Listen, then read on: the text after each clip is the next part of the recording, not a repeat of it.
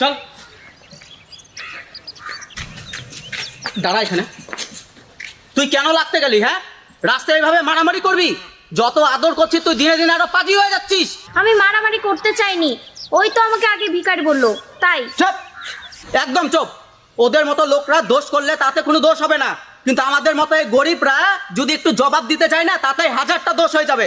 এই সমাজে গরিবদের কোনো দাম নাই। যাকগে চল, আমাকে তাড়াতাড়ি খেতে দে, আমি আবার একটু বেরোবো, একটা জোগালি কাজ পেয়েছি। কি হলো? যা।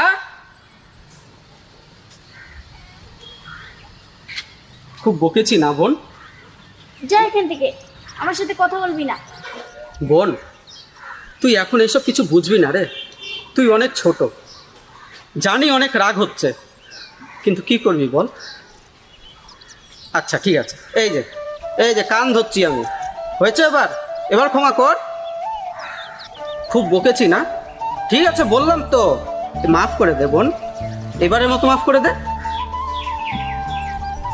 তবে রে দাঁড়া, আজকে হচ্ছে তো। তাই নাকি? হ্যাঁ ধর, দেখি তো দেখি। দাঁড়া। কি দাঁড়াবো? ধর, আমি ধরে ফেলবো কিন্তু। ধর না, ধর।